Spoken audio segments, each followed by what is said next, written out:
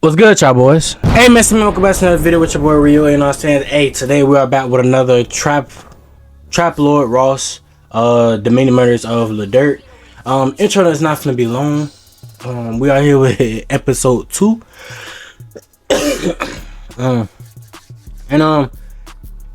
Before we get into the video, man, please make sure you like, you subscribe, you hit a notification bell to where you can update what I'm doing, I'm posting. Make sure you follow me socials down below, and let's get into the video. Hey, one more thing too. Free Durk, but let's get into the video. Person would react under this sort of pressure and grief, but ultimately Lil Durk should have focused on his music career, the success that he was having, and continuing to provide for his family and the people who relied on him. But it would seem that his apparent desire to slide and get revenge was actually stronger than his desire to chase, as I broke down in another video on the topic. And not only did Lil Durk lose Von in 2020, but in 2021 his beloved blood brother D-Thang was also murdered at a Chicago nightclub in another incident that was seemingly gang related. Being completely honest, I can't imagine being in that situation. I haven't lost a friend or relative to murder the same way that Durk has, and who knows how the average person would react under this sort of pressure and grief. But ultimately, Lil Durk should have focused on his music career, the success that he was having, and continuing to provide for his family and the people who relied on him. But it would seem that his apparent desire to slide and get revenge was actually stronger than his desire to chase money, success, and security for his loved ones. As he famously rapped on the song Wonderful Wayne and Jackie Boy with Babyface Ray, he would rather get revenge than get millions. And he would seemingly know his fate long before the murders happened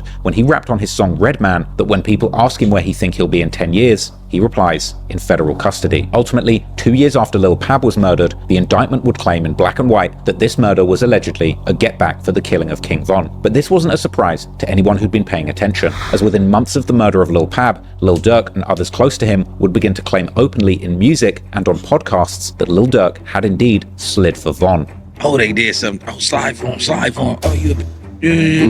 Oh, yeah. Slap. I ain't gonna lie, I feel like Brit Baby should have never ever spoke on that situation unless he knew something. No. I feel like Brit Baby should never spoke on that situation in period, bro, at all. Cause this right here kind of made it seem like, oh, Durk staying for Von. Oh, this and that. Nah, gang, that's no. For Von, right? Yeah. You got triggered by the slide for Von comments. I don't know if people still say it. They say you can't say that no more. Why? Oh yeah, cause of no. For some reason I just don't see the comments no more.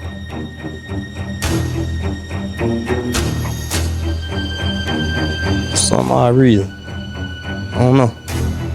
Might be the water. You can't say that no more. Oh, cause of FBG Cash? Oh, who? Yeah, though. We different in the rack. I ain't gonna lie, Durk should have left it where it was at after he said for some odd reason. He's left it as that. But then him saying, "Oh, we different in the rack," should never said that, gang. Should never said that. Nah, cause Lil Pab. I feel like you. Brit Baby fucked up right there by saying nah because of Lil Pab. He should never said that, bro.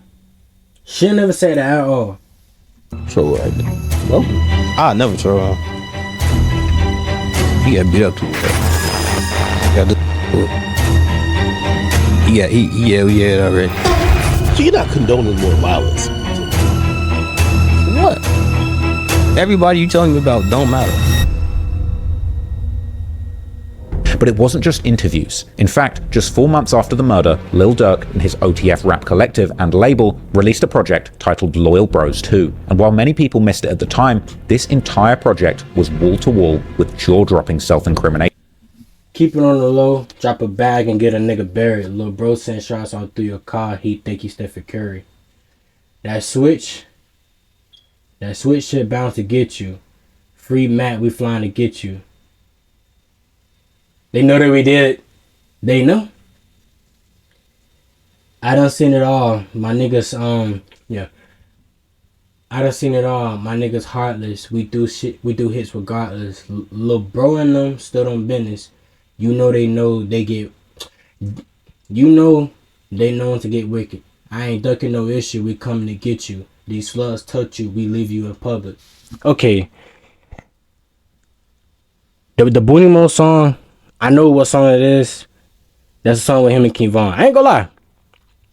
I don't listen to Booty Mo, but him having that Von verse, that I don't fuck with that song. Like that song sound boring.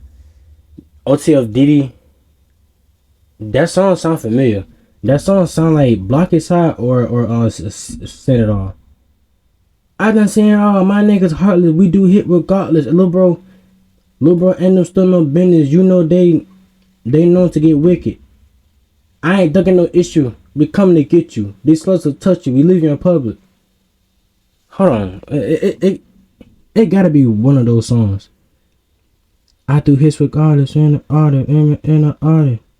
That shit sound familiar. Seen OTF D.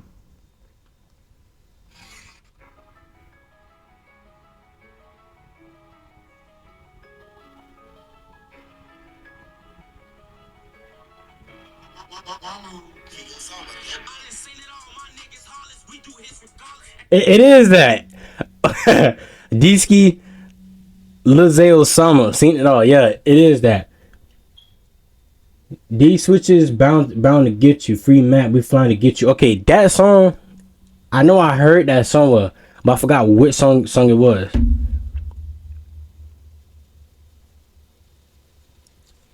I forgot which one it is. Keep it on the low, go drop a bag, get a nigga buried. Lil bro send shots out through your car. He think he's Stephen Curry. That sound like Mad Max.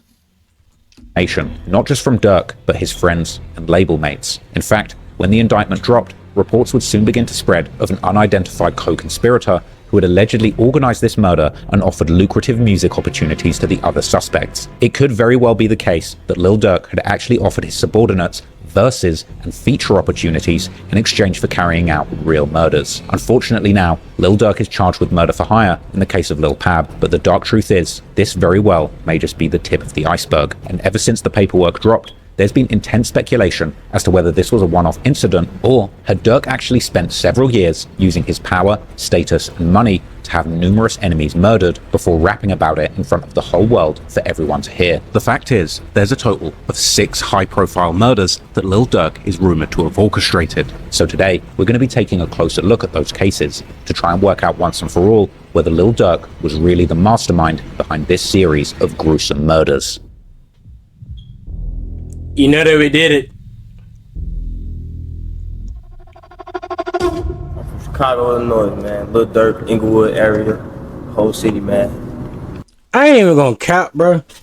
Netflix needs to give Trap Lord Ross a fucking Netflix contract to where he can have his own show on Netflix called Rap Murders or us, you know what I'm saying, something like that. Cause bro, this dude taking out the time of his day to go through old tweets, lyrics, and everything of King Von and putting all them together and in timeline and piecing everything together and every murder tied to Von. Nigga did 4 hours of Lil Durk. I think he did Jacksonville. I was supposed to react to that when Fulio died. And he did young boy shit, you know what I'm saying? That nigga. Yeah. I said we out here rapping, doing our thing, guys. I got a big buzz, man, trying to stay tuned and get rich. I'm just a I'm 17 years old. Tell me a little bit about Inglewood. You know, over now, with all the murders and all that happening right now. I mean, Newski. They left us right here. One of the other interviews, you said that your dad was... All the murders and all that happening right now. Oh, dudes when T-Roy got shot. That's King Von best friend, T-Roy. And that's TB running out the store after he had shot on T-Roy. I mean, Newski. They left us right here. One of the other interviews, you said that your dad was caught with like I'm tripping. Was it TB or Brick? I think. $8 million, 6 bricks. Yeah. That's why I want to be just like. So, Durk Banks, also known as Lil Durk. It brings me great honor and pleasure. Let's go back. Everybody in this picture right here is all dead, in jail, or made it out. Ronald number 9 in jail, facing 32 years. Well, yeah, he got 32 years left. Is that D thing? If I'm right, yeah, it's D thing, RP D thing. Durk currently in jail, could possibly face life. THF, Zoo, RP Newski, and Mubu Crump is in the background somewhere. Because Mubu Crump used to be cool with Lil Durk before they fell out. But yeah. Also known as Lil Durk. It brings me great honor and pleasure as the mayor of the village of Broadview to present this key. What made you want to sign him? What the fuck? Pleasure as the mayor of the village of Broadview. Old video of NBA Youngboy and Lil Durk turning up together before the beef. That's Durk. Cause this looked like Durk with the blonde hair and the braids. Cause didn't Durk started wearing that after Vaughn died, or during when Vaughn and Quando and OTL had beef with Youngboy? You know what I'm saying? OTF had beef with 4K Trey. Hold on, let me search that up. That is not Durk, bro. That is not Durk, bro. That is not Durk, because if that was, I would have been saw that. Trap Lloyd Ross, you fucked up right there. That is not Durk. Known as Lil Durk. It brings me great honor and pleasure as the mayor of the village of Trap Lloyd Ross, this right here is not Durk. This is Rich the Kid. This is not Durk, bro. Broadview to present this key. What made you want to sign him? Mom. You got a name? King Von, V-O-N. King Von. K-I-N-G. What made you want to sign King Von? Cause you got a whole story behind it. And so on behalf of the village of Broadview, we are honored to present this key to the city, to Durk Banks Neighborhood Heroes. This key is a token of our appreciation for your collaboration. That shit looked like they had kissed. Durk Banks Neighborhood Heroes. This key is a token of our appreciation for your collaboration and partnership. On the road again, back on the road again. We catch you, you through. We catch you, you through. Against a rapper accused in a shooting outside of the Varsity will move forward. Today, Lil Durk appeared in court where a judge ruled there was enough evidence for him to go to trial. I have nothing to hide. Duck was a threat, gang, with the music, for real, for real. He's gonna be a problem inside this industry for us. We're gonna be forced to hit it. We're gonna be forced. 4 men in 2 different vehicles came down Oak Street, stopped right here in the middle, and started firing. That's a Chicago rapper, man, by the name of FBG.2. Shot. No, they got 63rd. Some dirty. If we into it, we into it for real. Like, not no faking to it. If we into it, I don't know. Cause they be thinking, yeah, it's a lot of faking to it going on. But if we into it, you say we into it, you better, I swear to God. Dante Banks was killed when he was shot in the head. Banks is the older brother of locally known rapper Lil Durk. So we thank you and we honor you and we appreciate you being in the village of Broadview, and here's your key. Durk was embroiled in some eternal, I need you off of this earth beef. That's different. Because he what? Of course. Not only that, he needed the guys who killed his brother off this earth. Because I forgave my brother killer, but you know, I understand. I understand what y'all going through. And I hope y'all make it out. What make it crazy, bro? What make it crazy? It's like Gilly and Wallow gave the niggas that we looked up to some real game to keep them from being dead or in jail. But it's like after they interview, they end up dead or in jail. Like right here. Durk came on the podcast with them. Wallow and Gilly gave Durk some real ass advice. Now Durk is in this situation where he could be facing life or the death penalty. Wallow and Gilly did the same thing to King Vaughn. They should know Vaughn ended up dead. Same thing with PNB Rock. PNB and Rock end up dead. Same thing with Young Thug. Young Thug ended up facing a RICO case, but now he free. Real shit. But yeah. I hope y'all make it out, man.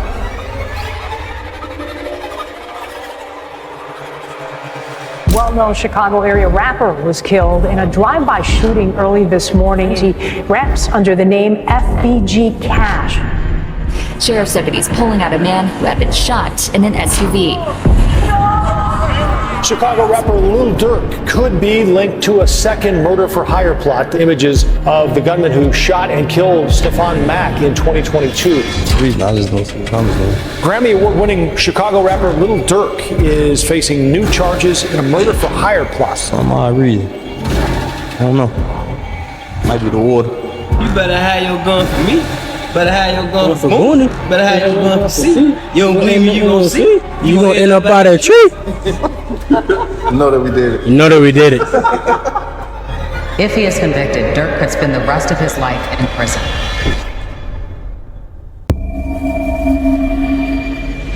Lil Durk, real name Durk Devontae Banks, was born on October the 19th, 1992. According to his mother, LaShonda Woodard, who has written a memoir about her life, Durk, or Tay as his mother called him, shorthand for Devontae, was a problem child from early on who just couldn't stay still and was always getting into trouble. Durk and his two older siblings, his big brother Booney, better known as OTF D-Thang, and his big sister, Tuta, were not planned children, but rather, as his mother explains in her memoir, she would barely even know Durk's father when she would get pregnant unexpectedly with her oldest child D-Thang while they were both still in high school. And even after that, while Durk's father, Dante Banks, aka Big Durk, would help to provide for her and the kids, they were never officially together as a couple, even as if y'all ain't know, I know Trap Lord Ross is gonna cover it and said, but Big Durk used to hang with Larry Hoover and he had ended up facing almost to life in prison because he wouldn't snitch on Larry Hoover. She kept becoming pregnant due to failing to use contraception. And to make matters harder, Big Durk would end up getting locked up on serious charges when Lil Durk was only about 7 months old, as he would get busted for a major drug dealing operation in Hold up. Date filed 5/11/1993. February 16, 2010 terminated. Date of last filing. Now I see what Lil Durk uncle was talking about and Smirk Carter in the intro. He said something about, they said that when they said something about on their papers or whatever, the only way for them to get out of jail is them dead. But they ended up getting past that and actually not getting the death penalty and not serving life and actually, you know what I'm saying, serving their time, and then they got free. Hey man, kudos to them, man. Real shit. In 1993, allegedly operating under the Gangster Disciple Nation, or GDN, and even having ties to the infamous founder of the gang himself, Mr. Larry Hoover, whom Big Durk would allegedly refuse to snitch on, ultimately winding up getting himself a life sentence that he would serve for over 2 decades, before successfully appealing his sentence and getting released in 2019, something which I discussed in detail in a deep dive video about the man, which you can go and watch if you want the full story on Big Durk. But anyway, Lil Durk and his family would spend his first years living in his grandmother's house and his mother's childhood home in the infamous Inglewood neighborhood, an address that would later become famous, being the name of his 7th studio album, the 7220 South Halsted Street. The family would get another addition in 1997 when Durk's mother gave birth to his younger sister, Tania. Sometime after that, the family would move to a Section 8 3-bedroom house on Laughlin Street. As a young schoolboy, Lil Durk would attend the Guggenheim Elementary School, located on 72nd and Morgan, a school which district officials would call the worst elementary school in Illinois in 2012 when the school was eventually closed due to its poor performance. According to his mother, Durk was so out of control as a child that she literally couldn't work because of how often she would be called to the school due to his bad behavior. At only 9 years old, Durk would apparently even attempt to rob a Harold's Chicken with his mother's gun that he had somehow found, with their neighbor actually then appearing at the family's front door, holding Durk from his collar in one hand whilst holding the gun that they had taken from Durk in the other. Around the same age, Durk would also begin often fighting at school and stealing bikes, hiding them in the family's basement so that his mother wouldn't find them. But in his younger years, Durk was also very athletic, and he would be involved in the Jesse White Tumblers, an acrobatics program in Chicago, as well as playing basketball in his school's team. But unfortunately, both hobbies required him to keep up good grades at school in order. Bruh. Durk locked Journey in his beginning kind of. Hey, we all had that ugly stage gang. Cause hey, I got lost too, bro. And it's like, if I want to restart, I don't want to restart because I have to go through that ugly stage. I'm not ready for that, bro. Real shit. Cause like, I do want to restart because like, I had ended up cutting my dreads and then I put them back in to where I could have better sections. Cause some of my dreads was like getting skinny at the root. Some of them wasn't healthy. Some of them was like breaking off, and like some of them was like stuck together. So I cut them off. I let my hair get back healthy again or whatever, and then I just put them back in type shit. Was to participate, which would ultimately take him away from sports altogether. Iverson. Now, in order to get help with raising a young Lil Durk, his mother would eventually move back to live with Durk. Listen, mama, god damn, she fine as fuck. Hey, no offense, Durk, but real shit, god damn. Grandmother at 7220 Halstead, but as Durk would later explain to Complex, this would do little to steer him away from trouble, and it was around this age that he would truly begin to get sucked into the street life. 72nd Halstead, house I grew up in. You know what I'm saying? My grandma's house. This is where it all started at, you know what I'm saying? See, this the Durk that I grew up with. Cause I heard about Durk when he first had dreads, but I started to listen to him more. This the Durk right here. Around the time when he had this fake relationship with Dej Loaf. But you know what I'm saying? Like, I grew up hearing L's Anthem and This Ain't What You Want. And then when he came right here, this Durk right here, I heard a song with him and Dej Loaf, Durk and Dej. And then it's like he started to get locks again, and that's when I started like to hear him more. The rap, the whole stop going to school. That's what we basically hopped out the streets. We came in. We built a 3-bedroom house, really 2. My grandma kept a room to herself. These things hit the couch. I had the floor in the back. It just came from nothing, you know what I'm saying? It came from one house, 10 people. Even days the lights was off. Nah, the worst memories of the motherfucker not eating shit. That's the worst you can go. You really should have enough rice and toast and like that. Starve not eating at night. This house gave me intelligence, you know what I'm saying? It showed me to be a man, you know what I'm saying? Nobody won't think about make it out of here. During his adolescence, Durk would become affiliated with 2 gangs from his neighborhood in Inglewood, Lamron and D-Town. Lamron would rep the streets between 62nd and 65th, with their main corner being on 64th and Normal Avenue. The name of the set, Lamron, in fact being normal, spelled backwards. But many members of Lamron would also rep the name OTF, which is now known to mean Only the Family. But OTF might not have always referred to Only the Family, as Durk's label is now known, because some have suggested that it actually originally stood for Only Trey Folks, a reference to the membership of the gang being made up exclusively of black disciples, a historic Chicago gang whose hand sign depicts them making a 3, or the Treys, a hand sign that was famously depicted on fellow BD drill rapper Chief Keef's Bang 3 mixtape. The first mentions of this OTF name on Facebook appear to be from around 2010, which is likely why the feds are now also tracing OTF's founding back to that specific year. D-Town, on the other hand, was located directly north of Lamron, their main streets being 59th and 61st. These 2 sets were seemingly extremely close to each other,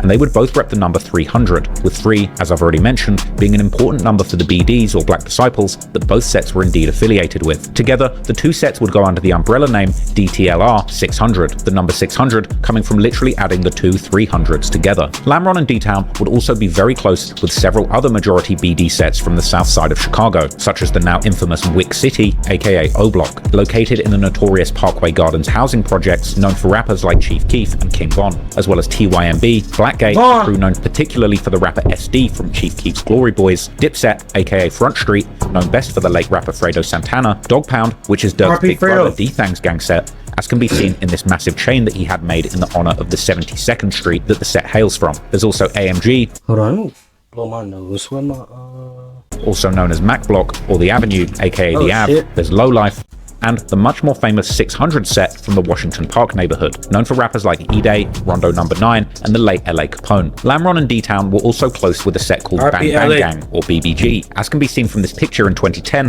where Durk himself is portrayed together with this set's name, or in this 2010 music video where Durk and Lil Reese shout out the set. In fact, one of the main members of Durk's OTF crew, Booney Mo, is allegedly from this majority black P-Stone set that reps 79th Street, particularly 79th and Damon, sometimes going by the name 227, as well as an older name, Terrordome. This set would gain an infamous reputation in the 2010s due to their long war with the GD set called Killer Ward, which in 2015 led to a highly publicized murder of a 9-year-old boy named Tyshawn Lee, whose father was an alleged member of the Killer Ward gang. Killer Ward is interestingly also known for being King Von's original hood before he would move.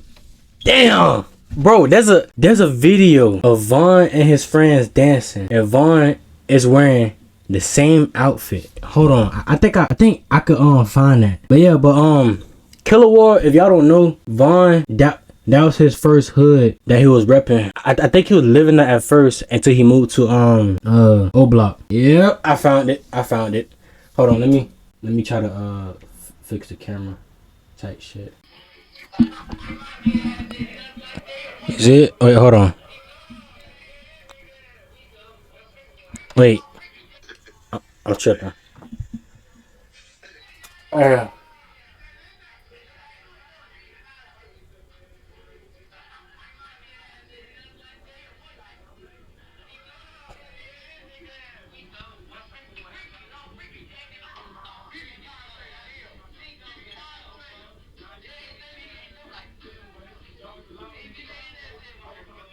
Yeah, so that video was taken the same day this picture was taken. I think it was going to a party or they came back from a party. But yeah. Moved to Parkway Gardens or O Block.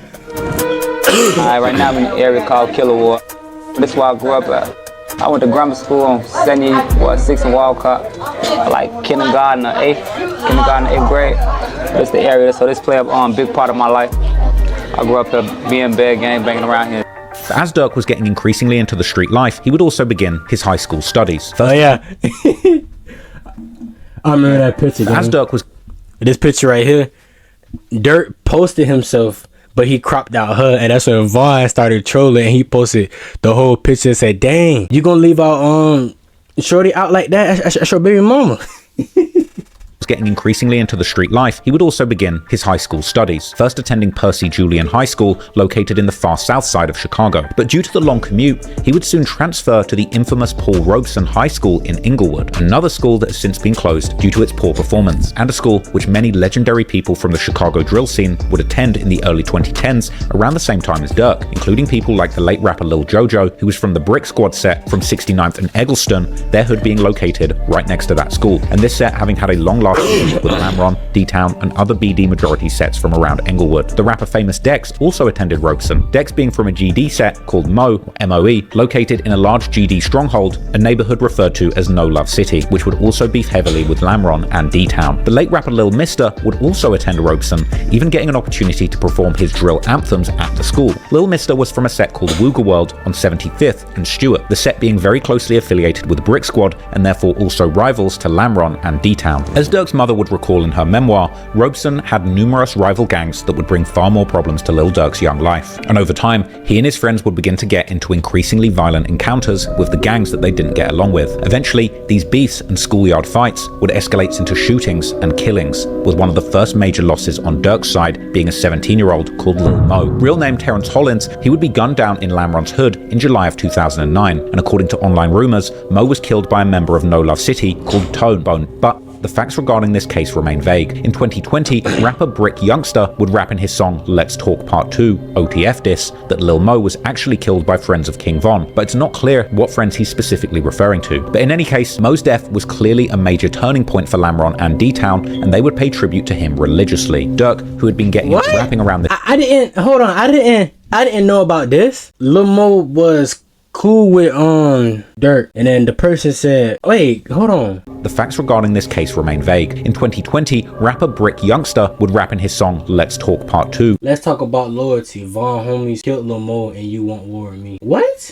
I ain't know shit about this. Matter of fact, it go. OTF diss that Lil Mo was actually killed by friends of King Von, but it's not clear what friends he's specifically referring to. But in any case, Mo's death was clearly a major turning point for Lamron and D-Town, and they would pay tribute to him religiously. Durk, who had been getting into rapping around this time, would even make a tribute song to his fallen friend, this seemingly being one of the first of his old songs that can still be found on the internet. With Durk rapping to the classic beat from Lil Wayne and Gucci Mane's song We Be Steady Mobbin', Durk was clearly influenced by Lil Wayne's rap rapping style, and he was also seemingly into freestyling all of his lyrics on the spot. Now, the song is a far cry from the Durk drill anthems that he would produce just a few years later, but by its subject matter, the song was quite clearly a precursor to drill music as we know it today, as Durk would not only shout out other BD sets, such as Dog Pound and the Av, but he would also diss numerous rival sets, including No Love City, Brick Squad, and somewhat surprisingly, also a set called Brick City, who were an older generation from the same hood as 600, a group of OTF allies from Washington Park, who would not long after become very close with Lamron, and particularly Lil Durk personally. Similar set, who were an older generation from the same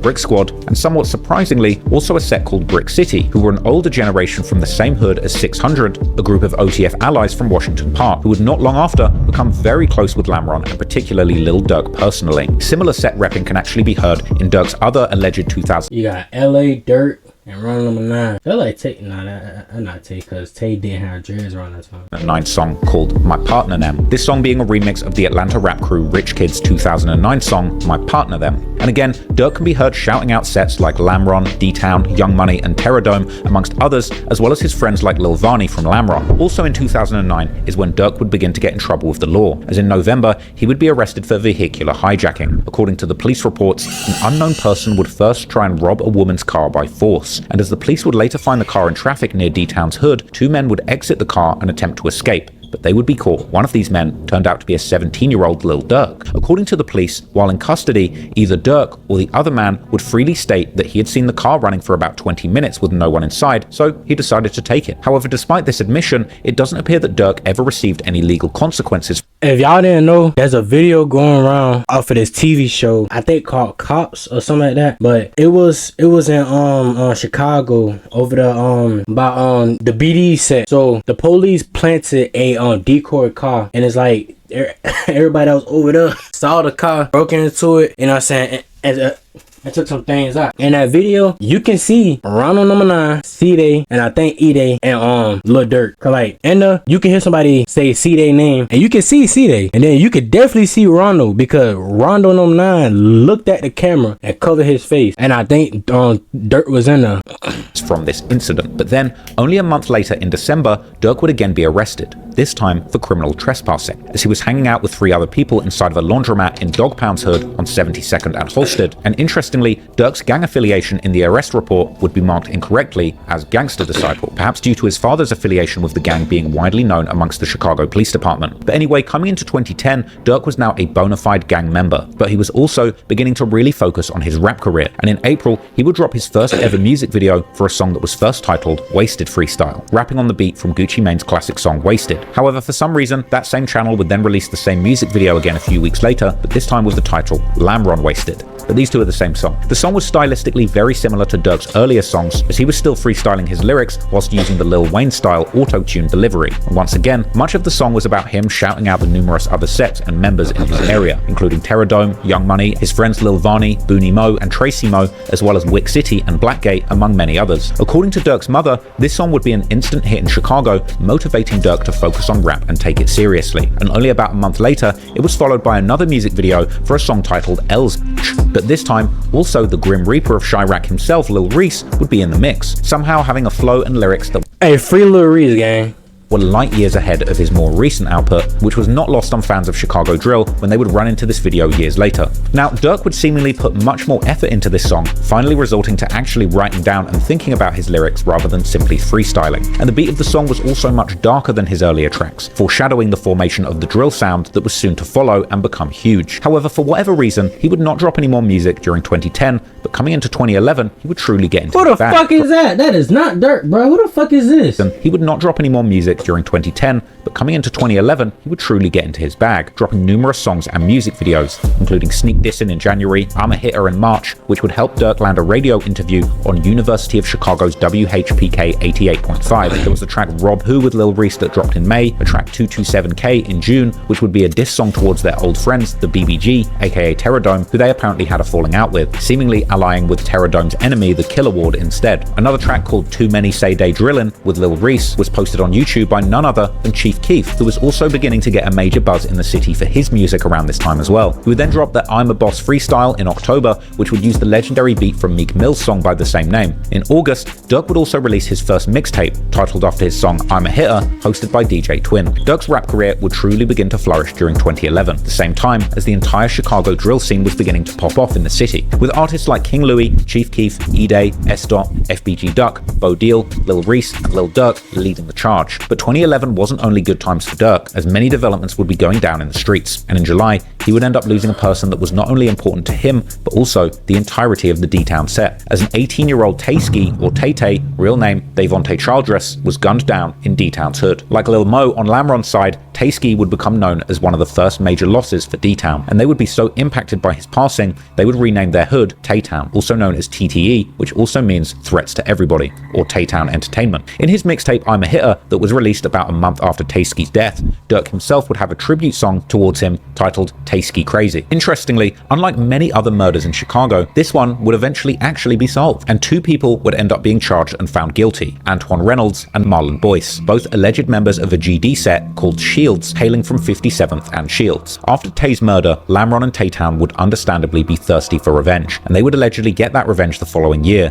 when a member of the Shields named Travis Henry was shot and killed while sitting in his car in the Shields hood. Just like Tay-Town, Shields would pay tribute to their fallen friend by renaming their hood Travis World, whilst also claiming to be TTEK, or Tay-Town Killers. It would take 2 years for the police to finally find a suspect, but in 2014 they would charge a man for the murder of Travis, this man being none other than OTF DD, real name DeAndre Wilson, who was already back then one of Lil Durk's closest friends. However, by 2023, after almost a decade of fighting these charges, OTF DD would end up beating the case and walking away a free man. But back to 2011, Durk would find himself in trouble with the law once again, when he would be arrested in October for an aggravated UUW, or unlawful use of a weapon, as he was caught trying to hide his gun and flee from the police. However, the most interesting part about this arrest is the fact that the police were already looking for Durk due to an investigative alert with probable cause to arrest. Years later, rumors would begin to circulate online that the reason why not only Durk, but also Lil Reese were wanted during this time was due to a shooting in late August 2011 where 4 teens had gotten shot in Woodlawn, more specifically in the hood of the infamous set Gyro City. Fortunately, nobody would die in the shooting, although some of the victims would reportedly be taken to hospital in critical condition. Interestingly, the Grim Reaper himself, Lil Reese, would later state in a DJU interview how he had previously shot someone who had been on the same interview couch, with many fans thinking that Reese was talking about this very case and specifically referring to a well-known Gyro City member and infamous internet motormouth FBG Butter, who had indeed been on DJU's couch shortly before Lil Reese's interview. I said you had a lot of goof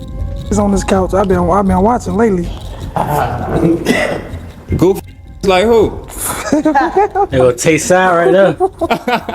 I done seen on this trying to pop before. You did what? Butter would then return to DJU and seemingly admit that he was indeed one of the victims, whilst even providing possibly a motive for the shooting. We op shopping. We go on 61st, we catch Lil Durk and Lil Reese inside the store. They scared as hell, but I ain't even know who Lil Reese and Durk was on folks' grade, right? Tutu get on folks' grade. Tutu coming at T, cause we walked past them. Tutu double back. He on Tuka. Oh, folks' grade and that scared as hell. They boy, what's up, y'all with that? Oh, Tuka, Lil B them get right on it. Hey, y'all with that? He with what, boy? Lil Reese getting that with what? In addition to him saying we done had some goof on the couch, he was like, yeah, I popped one of these that's been on the couch. Hey, DJU, yo, bald ass wearing a wig, right? That's crazy, gang. That's crazy. But hey, pop your shit, twin. He ain't putting no names on it, so I guess if the shoe fit where, huh? The shoe don't fit over here, gang. But whatever the case may be, Durk would reportedly remain locked up for 3 months, during which time his girlfriend Nicole would give birth to his oldest son, Angelo, in November. Then, at the beginning of 2012, Durk would get back out and hit the streets running, dropping the song Off the Shits with Lil Reese in January 2012, along with a music video filmed by the legendary Chicago cameraman D. Gaines. Meanwhile, Lil Durk's friend Chief Keef's career was also heating up, dropping his music video for a song called 300 also in January, which would begin to make major noise in Chicago. From there, soon Chief Keef would be performing for a packed-out crowd in the legendary nightclub located in Markham in the far south side suburbs of Chicago, with several Lamron members right by his side, including guys like Lil Reese, Fallout, and Lil Durk himself. Chief Keef would also make a cameo on Lil Durk's music video for the song Jack Boy, released in early March, while Durk had already been present during Keef's 2011 music video for his song Bang. Now, the world didn't know it yet, but the Chicago drill scene was about to go worldwide, as the pressure in this buzzing music scene was building and would eventually explode, influencing the entirety of hip-hop at large. On March the 11th, the blow-up, or should I say glow-up, would finally happen, as Chief Keef would drop drill's first nationwide hit, the iconic track I Don't Like, together with a music video where Keef and his buddies, including Lamron members Lil Reese and Fallout, could be seen wildly dancing to the booming beat produced by Young Chop. Oh fuck, nigga, that's that shit I don't like. Oh bitch, nigga, that's that shit I don't like. Nah. Building on the success of I Don't Like, Durk would drop a major hit later in March himself, the drill classic L's Anthem, another auto-tuned banger dedicated to his Lamron set. Durk, together with the likes of Chief Keef and Lil Reese, were now the main faces of the new Chicago drill scene, and if you would have seen the potential in Durk at the time, you would have truly gotten yourself a bargain deal for a feature, price tag at this time being just $1,000. Then, in late April, Durk and Reese would both make a major announcement when it was revealed that they would both be signing to Def Jam, one of hip-hop's most historically significant record labels. And this was even before Chief Keef would sign his historic $6 million deal with Interscope. But unfortunately, just as Durk's career was about to take off, he would have to go back to jail to finish his sentence for the UUW, keeping him out of the picture for several months, whilst his friends and family were trying to keep his buzz going. Durk would get out in July, this time hitting the streets with a new look and a new hunger, which would culminate in December with his third mixtape, Life Ain't No Joke, featuring big names in the rap game like French Montana, Soulja Boy, and Yo Gotti. However, it would be Durk's next major move that would truly make him a household name, as in May 2013, he would drop the song This Ain't What You Want, together with his most professional-looking music video until that point, probably enabled by Def Jam's big production budgets. The music video included cameos from numerous people who would later become infamous in the drill scene, including the 600 rapper Rondo No. 9, who would ultimately end up killing an innocent livery driver the following year, receiving a 39-year sentence, and, bizarrely, Mubu Crump, nicknamed the Chirac Scorekeeper by DJ Academics, who would eventually fall out with Durk and his OTF crew before getting killed in 2018, as well as THF Bezu from the THF 46 set, who would be arrested for a murder in 2014, but ultimately ended up beating the charges, going on to release the 2018 street hit Beat That Body, together with another body beater, King Von, who himself at that time had just successfully beaten his own murder charges. But anyway, back to 2013, and unfortunately for Durk, once again, right as his career was about to blow to that next level, he would get in trouble with the law once again, as he was arrested for another UUW in June, after police would catch him red-handed with a stolen Glock, while the local news would report on him as a rapper, quote, associated with Chief Keef. That says a lot about where the kind of discourse around Chicago drill music was at the time. Regardless, Durk would catch a lucky break, as his friend would actually end up signing an affidavit claiming that the gun was actually his, ultimately getting Durk off the hook. But in the meantime, there was another controversy brewing. While Durk would be released on bail later in June, he would almost immediately get into an online beef with none other than Chief Keef himself, as Durk's OTF affiliate, Chief Wook, would begin tweeting apparent disses towards Keef, accusing him of not being a stand-up friend and refusing to help somebody that needed bail money, despite having signed a $6 million record deal. Durk would actually retweet his friend's posts, whilst also letting his own feelings be known, saying how he's still in the hood and not in the rich suburbs outside of Chicago like Keef was at the time, as well as directly stating how it was F Chief Keef's GBE crew. Naturally, fans at the time would think that the beef was about Durk's bail, which had been 10% of $100,000, an amount that just so happened to be the exact same amount that Keef would post his new four-wheeler costed. These posts actually at the time being seen as subliminal disses towards Lil Durk. However, as 600 member Tay Capone would later explain, the person asking for bail actually would have been an O-Block member called Trey 5. They came to him about bonding out 5. They came to him about bonding out one of the guys, and Sosa was like, you know, he not spinning them, but he just telling them like, I got you. You know what I'm saying? Trey 5 was from O-Block. He was fighting a charge. He had bond. I think his bond was like $10K, $7,500 or something they was trying to get from Sosa. And Sosa had been, I guess, to them, spinning them about, you know what I'm saying? Like whatever bond money or whatever they was gonna do for 5, they wanted from Sosa.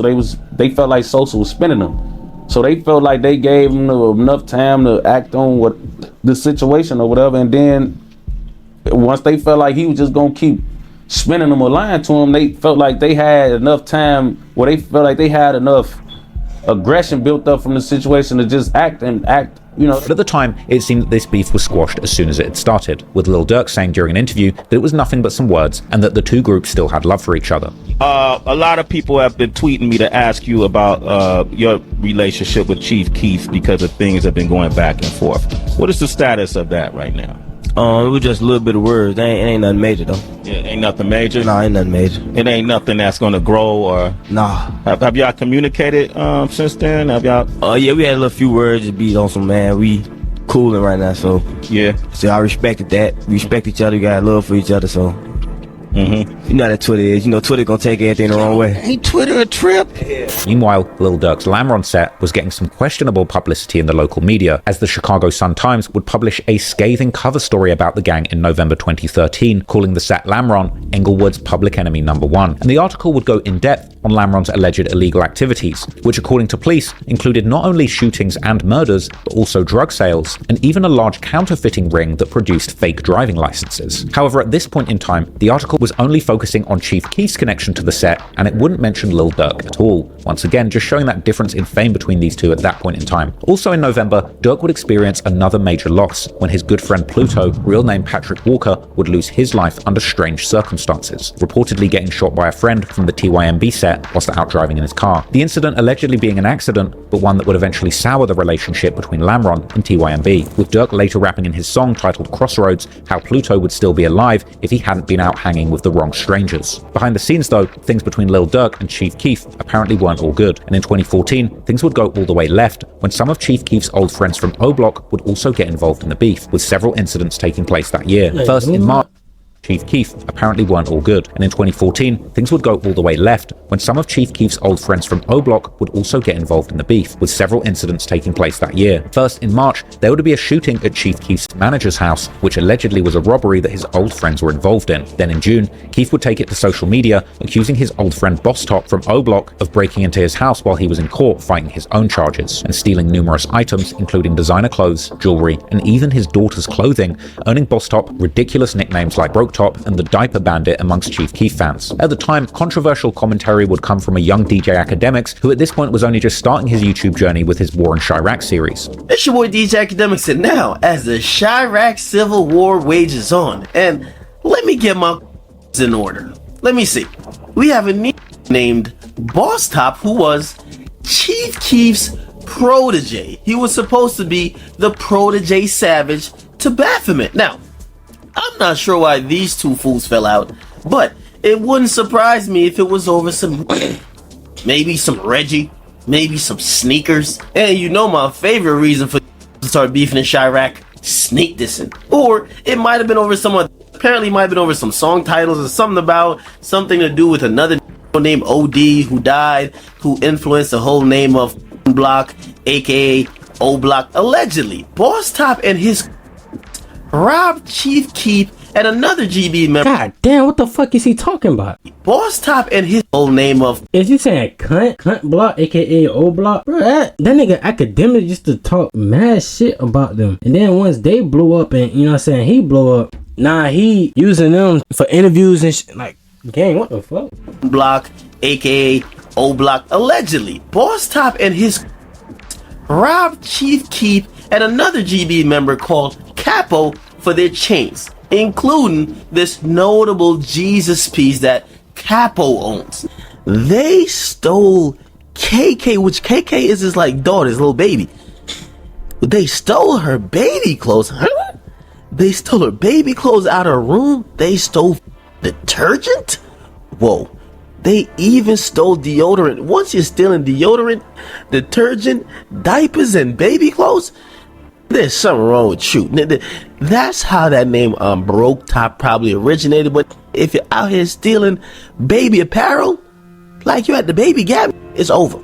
Now, Durk would seemingly let his stance be known a little while after this in the song 0 to 300, where he raps how he heard that a rapper close to him had gotten their chain stolen, and that they're trying to pay his friend Boss Top to get it back. The beef between Durk and Keef would seemingly continue on and off for years to come, although it would never escalate further, and mainly stayed out of the public's view. However, at the time, Durk would also have bigger problems than just rap beef, as in May 2014, his cousin OTF Nunu, aka Newski, who was also Durk's new up-and-coming artist, would be brutally murdered in his car while he was waiting for Durk, who had gone into a nearby store. Durk's ops then would use pictures that were taken of Durk grieving at the scene to mercilessly troll him online. But Durk's problems wouldn't end there, because in November 2014, he would once again get arrested and charged with another UUW, this now being his third gun case. But interestingly, this arrest would be the very same one where THF Bezu would be arrested and charged for a murder. But it wouldn't only be Bezu who would get slapped with murder charges. By the end of 2014, King Von from O Block was also sat in jail awaiting trial over his murder case concerning a young man named Malcolm Stuckey. And in January 2015, Durk himself would even end up charged with murder too, after one of the guns found during their arrest would be matched to a 2013 murder of an innocent woman named Shanida Lawrence, who was shot whilst attending a gathering in Harris Memorial Park following a funeral of a family member, this park being near the hood of one of Lamron's oldest ops, the Brick Squad. However, the murder charge would eventually end up getting dropped, and even with Durk seemingly admitting ownership of the guns, where he dropped the legendary one-liner, "I got those pipes, cause MFs always be trying to take my bands," he would seemingly also get away scot-free with the UUW charges. But while Durk had yet again dodged a major bullet that could have ended his career, that career would actually hit somewhat of a rough patch during these years that followed the meteoric rise of the Chicago drill scene, as Durk would seemingly go through a long period where he would struggle to actually find his sound and get motion in music. His time at Def Jam would arguably lead to some not so successful experimentations, such as his association with French Montana's Coke Boys crew, or his relationship with the Detroit rapper Dej Loaf,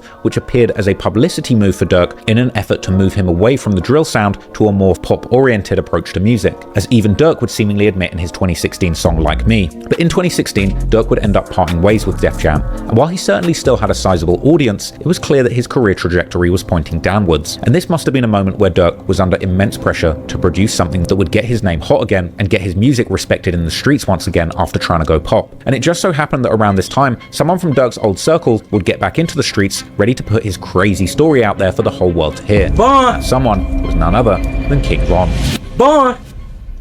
Alright, so we gonna cut the video off from right here, and we gonna pick up back on it. Cause right here, hold on, matter of fact, let me hey, I'm telling you, when I get big on YouTube, bro, I'm finna cover this whole arm with straight up tattoos, gang. Then I'm gonna do the second. No, actually, I'm gonna cover this arm first. Then I'm gonna cover my chest. Then I'm gonna cover the top of my back. Then I'm gonna cover this, my arm. Matter of fact, you know what I'm saying? We ain't, hey, we gon' whatever the future holds. But hey, you know what I'm saying? Hey, I ain't gonna lie. Hey, Trap Lord Ross, man, I fuck with the video game. Real shit. Like, I can't believe this nigga took it to the time out of his day and actually like gather up all this shit. You know what I'm saying? Put this shit together under 4 hours and shit. But we gonna cut it off right here. We gonna pick back up on it. Cause the other half says Lil Durk and King Von evil twins. So we gonna pick up on that next video. So make sure you like, you subscribe, you hit notification bell to where you could be updated on what I'm doing, I'm posting.